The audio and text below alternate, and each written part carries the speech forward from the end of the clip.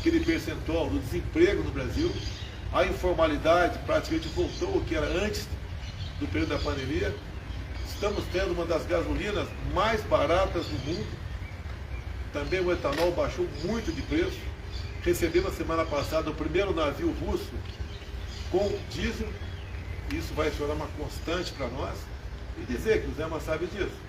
Nós somos dependentes de diesel e de gasolina porque 3 refinarias começaram a ser feitas. No início do governo Lula, se enterrou quase 100 bilhões de reais e não se fez uma refinaria sequer. Muito pelo contrário, perdemos até 2 refinarias para a Bolívia. Tendo em vista o presidente da época, Evo Morales, ser amigo do Lula. Também comprou-se refinaria fora do Brasil, que era uma sucata, uma passadinha. Temos hoje servidores dos Correios que têm um desconto em seu contra-cheque de no mínimo R$500 até 2030 para pagar roubo do sistema do fundo de pensão deles, do postais. A mesma coisa na Caixa Econômica Federal. Então nós sabemos aqui, rapidamente, né, um breve retrato do que foi o estrago da administração do PT. E agora há pouco também, conversando com o governador na mesa ali, comparei os meus ministros com aqueles que viriam, né, numa hipotética e improvável reeleição do ex-presidente Lula. Simplesmente é incomparável. Temos aqui 2 ministros me acompanhando, o da infraestrutura, que mesmo o teto de gasto fez muito mais do que mais de 14 anos de administração do PT, e também a questão do meio ambiente, que é uma questão muito sensível a todos nós, e nós comparamos com outros ministros do meio ambiente. O que poderia vir no governo Lula seria um travamento de tudo quanto é obra no Brasil. Ou seja, também falamos rapidamente sobre o que é o Brasil perante o mundo, a sua importância. Somos hoje os maiores produtores de alimentos do mundo. Temos projetado também sermos os maiores produtores de energia verde, via eólica offshore. Nós vamos reindustrializar o Nordeste com isso. O país já tem nos procurado para buscar contratos. Ou seja, o Brasil está despontando para realmente ser aquele país que interessa e é o sonho de todos nós. Então esse apoio do governador Zema é muito bem-vindo. É o estado, é o segundo estado, é o maior colégio eleitoral do Brasil e é decisivo. Só quem ganha lá, diz a tradição, pode realmente chegar à presidência da República. Então há esse interesse meu, obviamente, por parte do governador, como agora tem 2 opções, entre as 2, uma descarta de imediato e a outra é continuidade do que fizemos até o momento e fará bem para o Estado de Minas e para o Brasil. Então eu agradeço aqui o apoio do Zema nesse momento, mais do que bem-vindo, ele é essencial, ele é decisivo para a nossa reeleição. Muito obrigado, Zema. Governador, uma pergunta. A votação do senhor foi bem maior do que a do presidente em Minas. Queria saber o que o senhor atribui esse resultado, o senhor acha que dá para diminuir essa diferença? Com toda certeza, o eleitor é pragmático e eu sempre menciono que ficou erroneamente na memória do brasileiro uma ideia de que nos anos Lula nós tivemos uma prosperidade.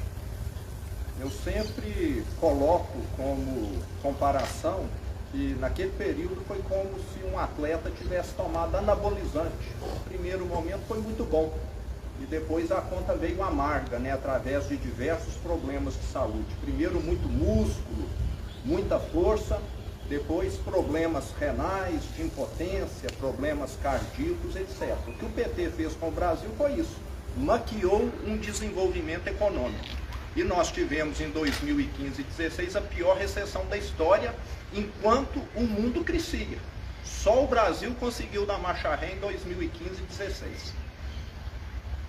Entre 2015 e 2016 perdeu-se 3 milhões de empregos no Brasil. Em 2020 e 2021, com a Covid, criou-se quase 3 milhões de empregos no Brasil. Imagine se tivesse tido essa pandemia fosse com uma administração do PT no Brasil. Presidente, por favor, com o apoio do governador Zema, o senhor acredita que é possível virar a eleição em Minas? Eu tenho certeza disso. O Zema tem um grande credibilidade, dado a administração que ele fez. E esse apoio, no meu entender, decisivo, e Minas Gerais nós vamos ter uma boa diferença para o adversário. Já com essa linha, presidente, na Jovem Pan, está ao vivo. O senhor já tem um acerto de agenda? A ideia é andar com o governador no estado de Minas, algumas cidades em que os votos não atingiram a expectativa, é refazer essa rota aí, presidente? Sim, já foi rapidamente aqui tocado nesse assunto, obviamente, Boa Minas. Dia 12, votar em Minas Gerais, no encontro com o apóstolo Valdemiro, um encontro religioso. Eu até já agradeci ele agora há pouco, fiz um vídeo para ele. E temos também já pré-acertado uma agenda política no Estado. Eu pretendo ir pelo menos 3 vezes no Estado de Minas Gerais. O senhor vai a São Paulo hoje? Eu tenho 2 eventos também religiosos em São Paulo, com a minha esposa, que é evangélica. E temos uma outra atividade também que está faltando a gente só a confirmação para participar da mesma. São 2 policiais militares que foram feridos. Uma situação cujos criminosos receberam recurso para executar essa ação criminosa, 2 policiais fardados, por ocasião do dia das eleições. Graças a Deus sobreviveram. E nós vamos inteirar melhor desse assunto. E se for possível, se assim as autoridades sanitárias permitirem, pretendo visitar esses policiais. Hoje o senhor recebe o governador Cláudio Castro também? O senhor pretende receber outros governadores eleitos, presidente, nos próximos dias? Eu conversei com o Cláudio Castro por telefone, está fechado o apoio dele. Conversei também com o Ronaldo Caiado de Goiás, devemos encontrar brevemente. Conversei também com o Ratinho Júnior do Paraná. E está, a princípio, está pré-acertada uma agenda que deve ser em Minas Gerais, com o Zema, para nós, discutirmos mais sobre o futuro de cada ente da federação. Mas a agenda com o Cláudio Castro é hoje, presidente? Tem expectativa de aumentar para atender as mulheres nesse final do ano? Algo assim? A questão das mulheres é uma narrativa contra a gente. Você pega, por exemplo, 420 mil títulos da reforma agrária, 80% foram para as mulheres. O Auxílio Brasil, nós priorizamos as mulheres, de 21 milhões de famílias, quase 17 milhões são mulheres.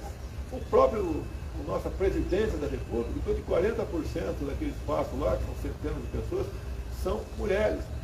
Uma das ministras mais importantes nossa, da Agricultura, Tereza Cristina, mulher.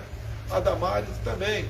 A nossa da articulação política, até se licenciar, era a Flávia Arruda aqui do DF. Então nós temos uma atenção muito especial para com as mulheres. Se você vê os índices de feminicídio no Brasil, o percentual baixou. Então as mulheres sempre estiveram na nossa meta. Criamos, sancionamos ou criamos em torno de 70 legislações de interesse delas. Acredito que a mais importante, logicamente pode haver divergência, uma das mais importantes, nós modificamos a lei sobre laqueadura. Antigamente a mulher tinha que ter 25 anos para fazer a laqueadura, agora pode fazer, se quiser, com 21 anos. Também tinha que ter autorização do marido, agora está dispensada essa autorização do marido. E também, no passado, eu não podia fazer a laqueadura imediatamente após o parto, tinha que esperar no mínimo 6 meses. Agora pode fazer durante o parto. Talvez essa seja uma das legislações mais importantes para as mulheres. E eu digo para vocês, os números de violência contra a mulher têm diminuído. Outro dia, no evento na presidência, eu falei que o nosso governo foi o governo que mais prendeu machões pelo Brasil, com operações patrocinadas, coordenadas pelo ministro antes da Justiça, com as respectivas secretarias de 27 unidades da Federação, fizemos operações nesse sentido. Por isso, tem diminuído a violência contra a mulher. Mas vai haver o 13º auxílio? Já está acertado só para as mulheres uns 17 milhões a partir do ano que vem. E dizer mais, o Auxílio Brasil de R$600 está garantido para todo o nosso governo. Isso é acertado com o Paulo Guedes.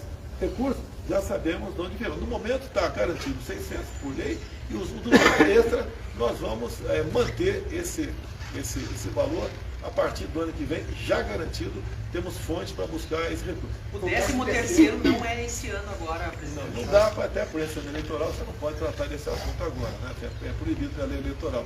A partir do ano que vem, 13º para o Auxílio Brasil. E dizer uma coisa, além de ajudar as pessoas mais pobres, mais necessitadas, ajuda na receita de municípios e do próprio Estado. Eu ouso dizer que, em grande parte, o que ajudou a economia a não colapsar durante a pandemia foi o auxílio emergencial de R$600. E olha só, aquela senhora que tinha um filho, e era a cabeça do casal, ganhou, por ocasião da pandemia, de auxílio emergencial, não 600, mas R$ 1.200. Então nós sim atendemos as mulheres, não com discurso ou palavras bonitas, né, mas com realizações e com ações.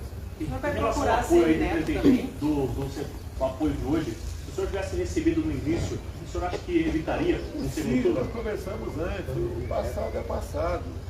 Eu tive um candidato lá em Minas, não fiz uma campanha massiva para ele, até porque tinha uma simpatia por ele, eu falei com ele sobre isso, e a intenção dele vir candidato era me ajudar em pontos mais isolados por Minas Gerais. As minhas lives todas, eu falava do meu candidato, ele falava que o Zema fez um bom governo em Minas Gerais. Não houve nenhum atrito entre nós. O senhor vai procurar apoio do candidato a semineto na Bahia? Eu estou à disposição, a Assembleia vai começar comigo, estou à disposição. O João Roma veio candidato por lá, teve em torno de 10%. O candidato do PT quase ganhou no primeiro turno. E eu estou à disposição do ACM Neto. O senhor tem uma agenda agora também com o vice-presidente, né? Uma agenda de campanha? Mais uma cortesia do Mourão. Presidente, o senhor está procurando o apoio formal de alguns partidos, o União Brasil, o MDB, o Campo Novo, algum outro? Isso aí, quem coordena isso é o meu filho Flávio, que está aí. A gente está vendo que os partidos que disputaram as eleições, alguns já estão se decidindo, né? Qualquer apoio é bem-vindo, estamos abertos a negociações, a conversa, como o Zema que tem, que é do Partido Novo, e vamos fazer a nossa política. A gente viu ontem houve uma reunião, presidente, na Alvorada, com o ex-ministro da Infraestrutura, candidato ao governo de São Paulo. Qual foi essa reunião de ontem? O senhor pode adiantar sobre isso? O Tarcísio foi um fato novo na política. Ele não é paulista, né? Mas tem uma história de trabalho aqui em Brasília. Ele é formado pela Academia das Negras, foi fez Instituto Militar de Engenharia, é concursado da Câmara, tinha 2 vagas da Câmara, ficou 3 anos lá na Comissão de Viação e Transportes, esteve no DENIT também, e quando assumiu a Infra comigo, ele foi uma pessoa que rapidamente mostrou seu valor. Apesar de termos teto de gasto, ele usou as verbas do seu município, do seu ministério, para bem atender o Brasil. Fomos em locais fazer obra com a ponte do Abunã, lá na região do Acre e Rondônia. Você elimina um gargalo, levava-se em média 3 horas para um carro passar por ali, e isso diminuiu bastante, e não tem uma grande densidade eleitoral no Acre e Rondônia, mas nós prestigiamos esse estado também. Então essas obras do Tarcísio, visando gargalos, quando a BR-163, lá no Pará, que 6 meses de chuva por ano, um caminhão transportando o grão levava em média uma semana para passar em 50 quilômetros. Ele esperou a hora certa, o momento certo de falta d'água, falta de chuva, e junto com o Exército Brasileiro fez a obra em 6 meses. Então o Tarcísio é um homem que concluiu muitas obras pelo Brasil, em acordo com o Exército Brasileiro. O Exército, todos os batalhões de engenharia de construção estão a pleno vapor, andando por aí. Como em Minas Gerais agora também temos também obras patrocinadas pelo Exército Brasileiro. Ou seja, o homem do diálogo conseguiu aprovar muita coisa dentro do Tribunal de Contas da União, junto ao Congresso Nacional, e o Brasil mostrou, né? Ele mostrou para o Brasil que ele é um grande gestor, o que ideal é para a função que ele está pleiteando em São Paulo. Presidente, você não teve uma reunião ontem de noite aqui no Alvorada, com vários ministros, o presidente Arthur Lira, o que foi discutido com estratégia? O Lira veio falar comigo, obviamente, um dos raros candidatos a deputado federal, que eu citei o nome dele nas minhas lives, porque é uma verdade, nos ajudou a aprovar o Auxílio Brasil de R$600 para 20 milhões de pessoas, e grande parte disso está no Nordeste. O Arthur Lira foi um grande defensor dos R$600 de Auxílio Brasil para o Nordeste. Ele foi o mais votado lá do estado de Alagoas. E, obviamente, o PL fez 99 parlamentares e a nossa base, vamos assim dizer, chega a metade do número de parlamentares. Então, está pavimentado, temos aí eleições para a Câmara sem grandes sobressaltos. Então, o Arthur Lira é um velho colega meu, ele também, na questão daquela PEC que tratou dos combustíveis, né? Ele foi um grande defensor dessas questões. Então, é verdade que hoje em dia você vê gasolina em muitos estados a R$4,50. Eu vi etanol em São Paulo a R$2,50. Quem podia imaginar isso daí? Então, o Arthur Lira é essa pessoa aliada do presidente e do Brasil. Presidente, o Paulo, então, O senhor, uma vez reeleito, o senhor vai apoiar a recondução do Arthur Lira à presidência da Câmara? Olha, eu dei toda a dica que sim, tá? Dei toda a dica sim. O senhor aguarda a sinalização de algum candidato que concorreu à presidência no primeiro turno, presidente? Olha, os que concorreram aí, de última hora, o padre Kelmo, né? É bem-vindo, apesar de ter tido uma votação bastante pequena, ele é uma pessoa que mostrou que os cristãos têm que ser respeitados no Brasil e no mundo. Que uma grande participação dele no debate foi quando ele falou sobre o que vinha acontecendo na Nicarágua, onde padres estavam sendo presos, freiras expulsas, fechamento de canais de rádio e televisão católicos. E uma das últimas medidas lá do Ortega, que é amigo íntimo do Lula e cumprimentou o Lula agora para ter o segundo turno, ele proibiu a comemoração do Dia da Bíblia por parte dos evangélicos e proibiu os católicos de fazer a procissão. Então o padre Kelmo tem um valor simbólico muito grande, tá? Enorme no meu entender, e obviamente vou conversar com ele. E da terceira e do quarto colocado, presidente, Ciro e Tebet? Vocês terão apoio? Pelo que eu estou vendo aqui, o PDT está bastante inclinado a apoiar o Lula. E a Tebet pessoalmente, né? As informações que eu tenho. Eu acredito que o MDB não irá fechada para nenhum lugar, assim como até o PDT não será fechada para nenhum outro lugar. Então essas sinalizações são bem-vindas. Eles têm noção do que seria a continuidade do meu governo, o que seria o retorno do PT. Não é apenas o que o Zema falou aqui, o Zema deu um retrato de Minas Gerais, eu dei um retrato um pouco maior do Brasil. Seria uma catástrofe para nós aqui, o PT voltando, 14 anos de corrupção. A Petrobras, eu sempre falo, endividamento 900 bilhões de reais, o suficiente para fazer 60 vezes a transposição de São Francisco. O BNDES, próximo a 400 bilhões, Caixa Econômica 45 bilhões. Queremos isso de volta para o Brasil?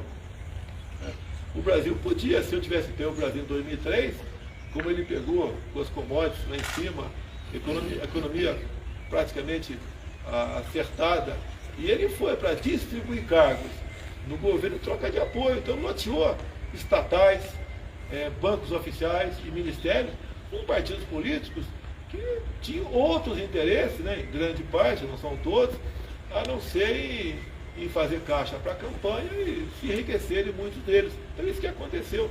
O grande problema do Brasil é quando há uma mistura muito grande entre os poderes. Os poderes têm que ser harmônicos, independentes, se respeitar entre si.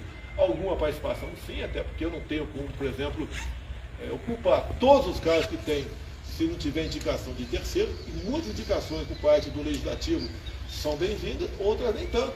E a gente faz o dever da triagem e toca o barco. Vocês não viram no meu governo troca de ministério por interesse político partidário. Hoje, nós, os partidos de centro, vivemos em harmonia.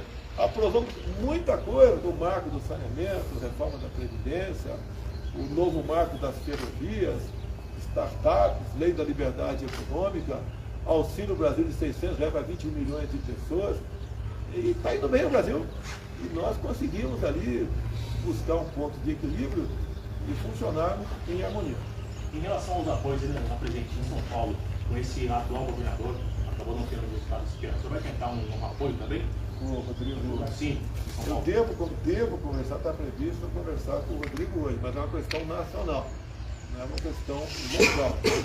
Local, ele trataria com o Tarcísio. Desconheço qualquer trabalho nesse sentido. Comigo, vou conversar com o Rodrigo Garcia. Você não vai encontrar ele pessoalmente? Pessoal, está previsto pessoalmente, não bati o martelo ainda, né?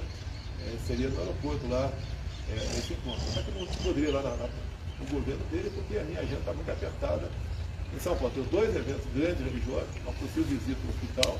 Não teria como esse tempo de localização é muito grande, mas estamos tentando ver se ele vai lá em Congonhas conversar com a gente. Para discutir um apoio ao senhor, é isso? Conversar sobre política ali, é um namoro, né? A gente vai parte para o noivado ou não. Eu acho que tem tudo para a gente conversar sobre São Paulo.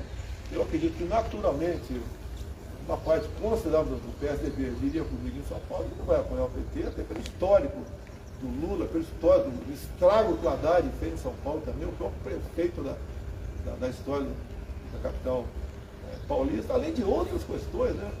O Haddad, enquanto ministro da Educação aqui, investiu em pautas contra os costumes, pautas contra a família. Aquela história do kit, né? Que agora a Justiça Eleitoral resolveu agora fazer censura para tudo, né?